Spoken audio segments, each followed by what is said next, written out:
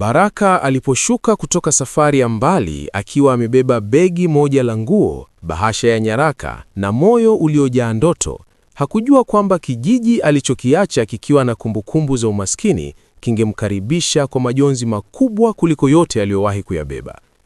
Njiani kuelekea nyumbani, alijaribu kumpigia simu Mama Rehema mara 3, kisha mara ya 4. Kila simu ilipokatika bila majibu, alijituliza kwa kuamini huenda mtandao wa kijijini ulikuwa hafifu kama zamani. Miaka 3 ya Dubai haikuwa miaka ya anasa kwake. Ilikuwa miaka ya jasho, usingizi hafifu na kazi ngumu iliyokula ujana wake kwa muda mrefu. Lakini katika kila siku aliyochoka, alitizama picha moja iliyomfanya aendelee kuvumilia. Sura ya Mama Rehema akitabasamu kwa uchovu ule wa mwanamke aliyepigana na maisha kwa mikono yake mitupu.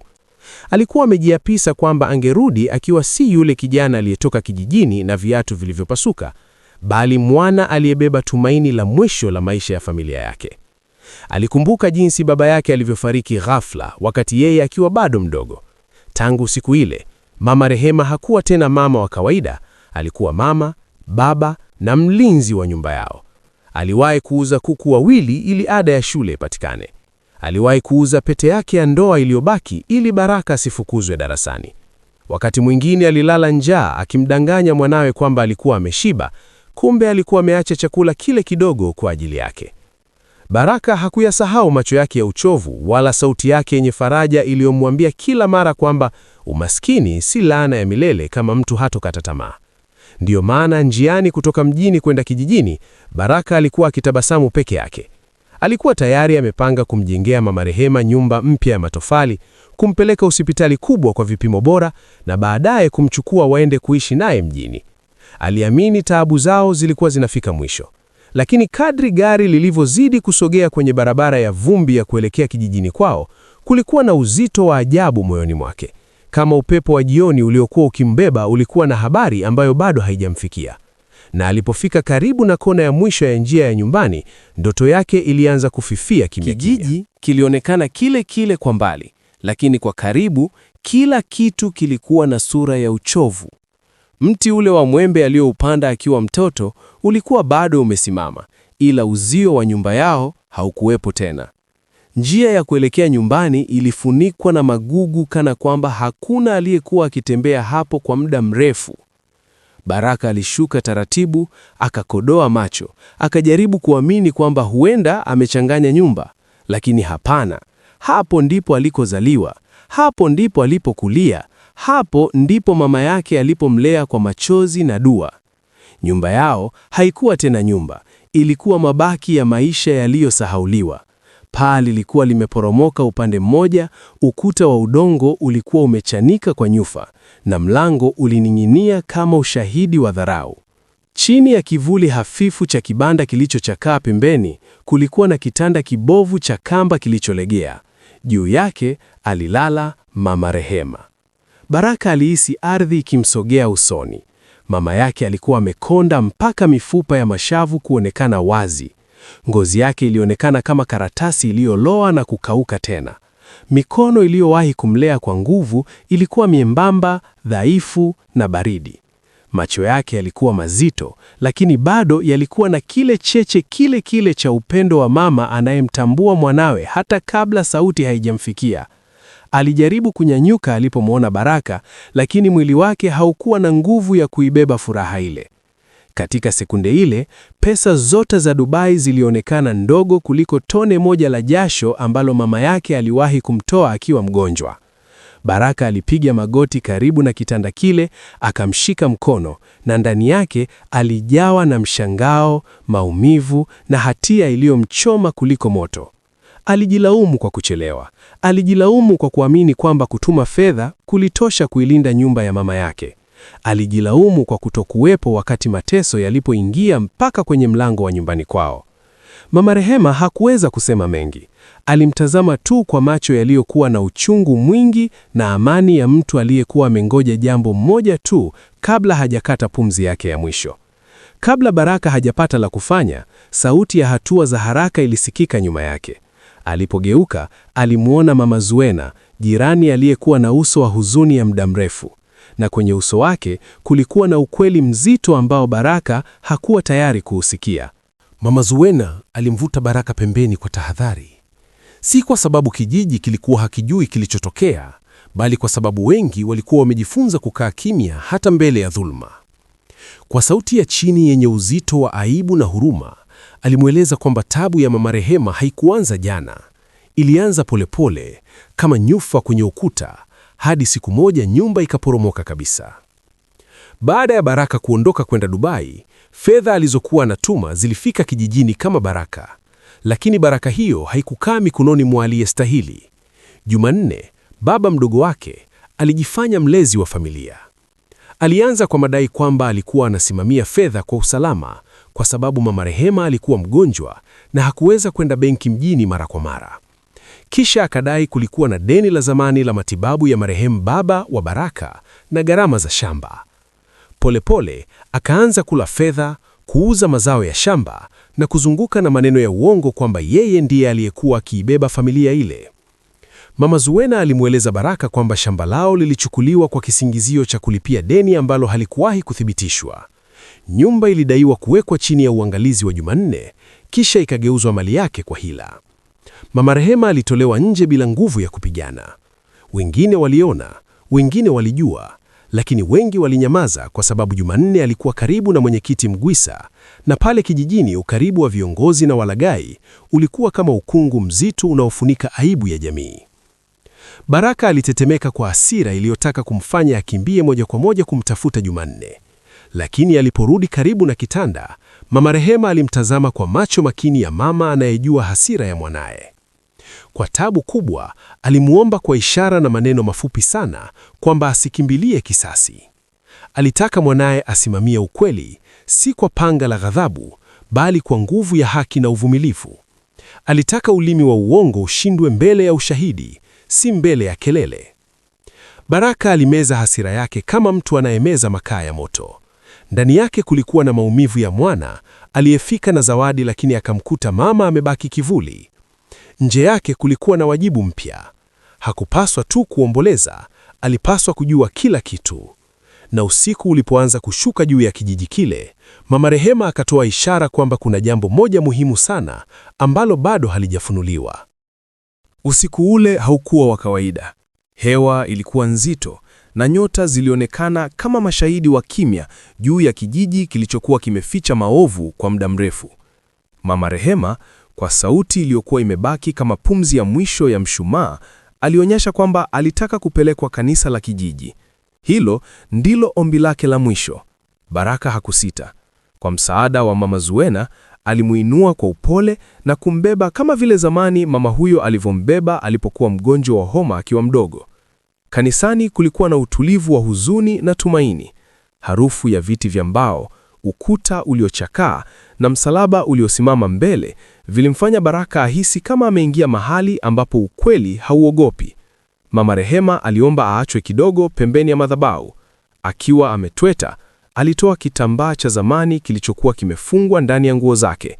Ndani yake kulikuwa na nyaraka halisi za ardhi, risiti za kodi za zamani na karatasi kadhaa zilizokuwa na majina ya mashahidi waliowahi kuona mipaka ya shamba lao.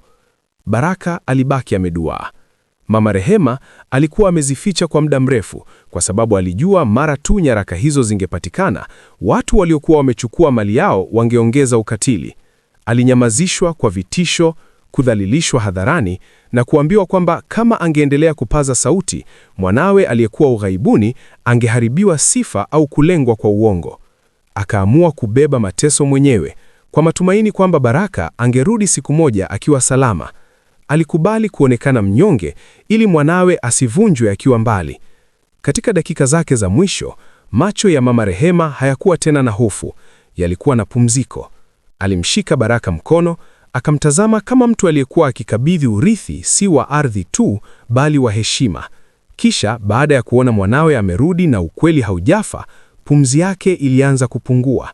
Alikufa kwa uchungu mkubwa uliobebwa na miaka ya kunyimwa haki, lakini alikufa kwa amani moja.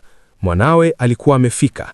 Na pale kanisani, Baraka hakulia kama mwana aliyepoteza mzazi tu, Alilia kama mtu aliyegundua kwamba kuchelewa kidogo maishani kunaweza kuwa jeraha lisilofutika milele. Mazishi ya Mama Rehema yalileta watu wengi kuliko walivyotarajia Baraka. Wapo waliokuja kwa huzuni ya kweli, lakini wengi walikuja na nyuso za unafiki ambazo huonekana sana pale ukweli unapokaribia kufumuka. Wale waliokaa kimya wakati Mama Rehema akiteseka, walionekana wakitoa maneno ya faraja ya kuchelewa. Wale waliopita karibu na kitanda chake kila siku bila kuhoji chochote, walivaa sura za masikitiko kana kwamba hawakuwahi kuona alivyotupwa nje ya nyumba yake mwenyewe. Baraka aliyasikia yote, lakini moyoni mwake kulikuwa na moto uliodhibitiwa. Mwalimu Daudi, ambaye alikuwa akijulikana kwa kusimamia ukweli hata pale wengine wanapopinda, alimfuata baada ya mazishi na kumwambia kwamba asipochukua hatua mapema, ushahidi unaweza kupotea. Alimtahadharisha kuwa hii haikuwa tena kesi ya shamba na nyumba peke yake.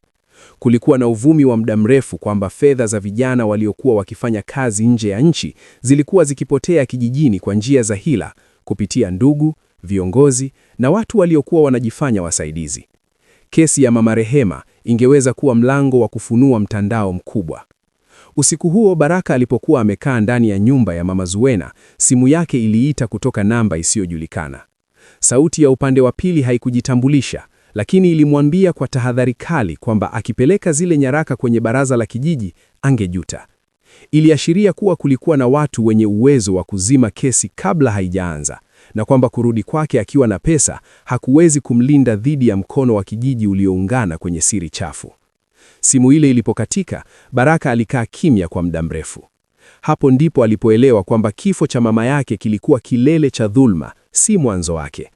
Waliokuwa wamekula fedha zake waliogopa, si kwa sababu alikuwa tajiri, bali kwa sababu alikuwa amerudi akiwa na ushahidi.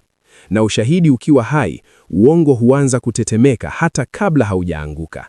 Kesho yake, baraza la kijiji lingeitishwa, lakini Baraka alijua sasa kwamba alikuwa akiingia kwenye uwanja wa watu waliokuwa wamezoea kushinda kwa vitisho. Baraza la kijiji lilijaa kuliko kawaida.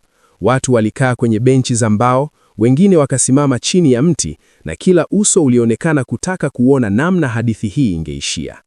Mbele aliketi mwenyekiti Mgwisa, akiwa na utulivu wa mtu anayejua zaidi kuliko anavyoonyesha. Pembeni alikuwa Jumane, amevaa ujasiri wa bandia ambao mara nyingi huvaliwa na mtu anayejua amekosea, lakini bado anaamini mfumo utamlinda. Baraka aliposimama, hakupaza sauti. Alitoa kwanza nyaraka halisi za ardhi alizokewa na Mama Rehema kanisani. Akafuata na nakala za miamala ya fedha alizotuma kila mwezi kwa miaka 3, kiasi kwa kiasi, tarehe kwa tarehe. Kila karakasi ilionekana kama jiwe linalowekwa juu ya kaburi la uongo. Kijiji kikaanza kunong'ona. Mwalimu Daudi alisimama kuthibitisha kwamba hata yeye alikuwa ameona mara kadhaa Mama Rehema akiishi kwa shida isiyoelezeka, jambo ambalo halikulingana kabisa na fedha zilizokuwa zikitumwa kutoka ughaibuni. Lakini Jumane hakurudi nyuma. Alitoa nyaraka nyingine zilizodaiwa kuwa na saini ya Mama Rehema, zikionyesha kwamba alikabidhi mwenyewe shamba na nyumba kwa sababu ya deni na kwa hiari yake. Kwa sekunde chache, uwanja ule ulijaa sintofahamu. Baadhi ya watu waliinua macho yao kwa mashangazo, wengine wakaanza kubadilisha msimamo kama ilivyo kawaida ya jamii inayotaka kushikamana na upande unaoonekana kushinda. Ndipo Bibi Saada, mwanamke mzee aliyekuwa akiishi karibu na njia ya kwenda kwa Jumane, aliposimama kwa mwili uliochoka lakini sauti iliyojaa uthubutu. Alieleza kwamba alishuhudia siku Mama Rehema alipopelekwa kwa nguvu kwenye nyumba ya Jumane akiwa mgonjwa na kudhoofika. Aliona kalamu ikisukumwa mkononi mwake, akiona namna alivyolazimishwa kuweka alama kwenye karatasi bila kupewa nafasi ya kusoma wala kuelewa. Alisema alikaa kimya kwa muda mrefu kwa sababu aliogopa, lakini baada ya kifo cha Mama Rehema, ukimya wake nao ungekuwa dhambi. Kauli hiyo ilipolipuka katikati ya baraza, vurugu za maneno zikaanza. Katika msukosuko huo, mfuko mdogo uliokuwa umeanguka karibu na meza ya mwenyekiti Mgwisa ulifunuliwa. Ndani yake kulikuwa na daftari la rejista lililoandikwa na majina, tarehe na kiasi cha fedha zilizogawiwa kwa watu mbalimbali. Kulikuwa na maelezo ya mgao wa fedha za waliotuma nje ya nchi, na baadhi ya majina yaliyotajwa yalihusisha Jumane, mwenyekiti Mgwisa na wengine waliodhaniwa kuwa watu wa heshima. Pale ndipo baraza halikuwa tena la mgogoro wa kifamilia, liligeuka kuwa mlango wa fedheha kubwa. na Mgwisa alipobadilika uso, kila mtu alijua kitu kibaya zaidi kilikuwa kimefichuka. Baraka hakuridhika na ushindi wa maneno ya baraza. Alijua kijijini ukweli unaweza kuonekana mchana na kufunikwa tena usiku. Ndiyo maana alichukua nyaraka zote, akamuona wakili Neema mjini. Alikuwa mwanamke mwenye utulivu wa kitaalamu na macho ya mtu anayejua kwamba haki haipatikani kwa hasira, bali kwa ushahidi unaosimama peke yake. Alimsikiliza Baraka hadi mwisho, akapanga hatua moja baada ya nyingine bila kuyumbishwa na uzito wa simulizi. Kwanza walipeleka nyaraka kwa uchunguzi wa saini. Kisha walikusanya taarifa za benki na miamala ili kufuatilia namna fedha zilivyotumwa na zilivyochukuliwa. Polisi waliingizwa rasmi, si kwa kelele za kijijini, bali kwa maelezo ya kisheria yaliyobeba majina, tarehe na vielelezo. Jumanne alijaribu kupunguza uzito wa kesi kwa kudai alikuwa anamsaidia shemeji yake kwa utaratibu wa kifamilia. Mwenyekiti Mgwisa naye alijaribu kujinasua kwa kusema daftari lile halikujulikana lilitoka wapi. Lakini kadiri siku zilivyoenda, ushahidi ulianza kuwapunguzia nguvu. Baraka alipokea vitisho tena. Mara nyingine watu walimfuata wakimwambia afikirie amani ya ukoo. Mara nyingine aliambiwa kwamba kesi za namna hiyo humeza miaka na fedha. Lakini kila alipokaribia kuchoka, alikumbuka kitanda kibovu nje ya nyumba na mwili dhaifu wa mama Rehema uliokuwa umebakiza macho ya kusubiri. Hapo ndipo alipojua kurudi nyuma kungemaanisha kumzika mama yake mara ya pili. Matokeo ya uchunguzi yalipokuja yalikuwa mazito. Saini kwenye baadhi ya karatasi ilionyesha dalili za kulazimishwa na kutofautiana na vielelezo vya zamani vya mama Rehema. Baadhi ya nyaraka zilionekana kughushiwa moja kwa moja. Taarifa za benki nazo zilionyesha fedha za Baraka zikipitia mikono ambayo haikupaswa kuzigusa. Mahakama iliposikiliza ushahidi, maneno ya kijijini hayakuwa tena na nguvu mbele ya karatasi zilizothibitishwa na wataalamu. Hatimaye uamuzi ulitolewa. Ardhi na haki ya nyumba vilirudishwa kwa Baraka kama mrithi halali wa mama Rehema. Mahakama ikaagiza uchunguzi wa kina ufanyike kuhusu fedha zote zilizopotea, wizi, udanganyifu na matumizi mabaya ya madaraka dhidi ya Jumanne, mwenyekiti Mgwisa na yeyote aliyehusika. Siku hiyo Baraka hakushangilia kwa kelele. Alisimama kimya, akishika tu bahasha ya hukumu, akijua kwamba haki ilikuwa imechelewa, lakini haikuwa imekufa. Awamu ya 8. Urithi wa mama. Baraka aliporudi kijijini baada ya ushindi wa kisheria, hakurudi kama mtu aliyekuja kulipa ubaya kwa ubaya. Alirudi kama mwana aliyebeba heshima ya mama yake mikononi. Kwanza alisimamia marekebisho ya kaburi la mama Rehema na kuhakikisha jina lake linasomwa kwa heshima, si kwa huruma ya kuchelewa. Kisha akabomoa mabaki ya aibu ya nyumba ya zamani na kuanza kujenga nyumba mpya katika ardhi ile ile, si kwa kujionyesha, bali kama ishara kwamba dhulma inaweza kuharibu muda, lakini haiwezi kufuta haki milele. Pembeni ya nyumba hiyo, Baraka alijenga chumba kidogo cha huduma kwa wazee wagonjwa. Hakukiita kwa jina lake mwenyewe, alikiita kituo cha mama Rehema.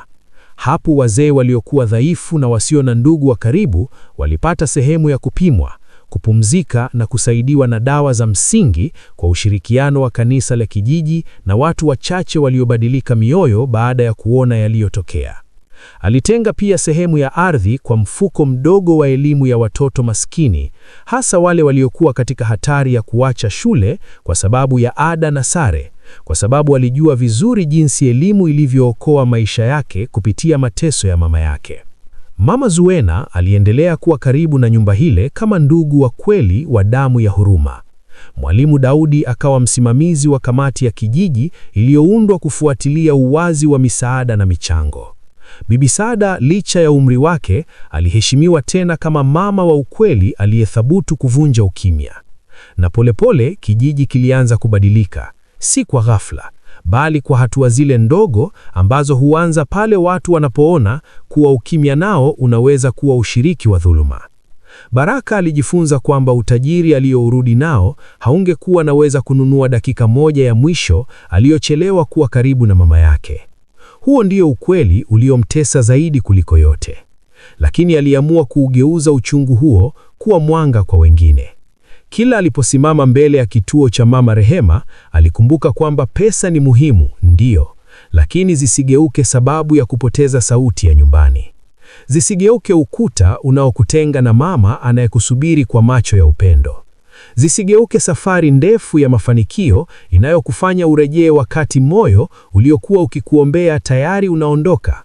Na hilo ndilo funzo zito linalobaki mwisho wa simulizi hili. Mtu anaweza kurudi na pesa, suti na hadhi ambayo dunia huipigia makofi. Lakini akichelewa kurudi pale penye upendo wa kweli, anaweza kukuta ameshinda maisha huku amepoteza kitu kisichonunuliwa tena.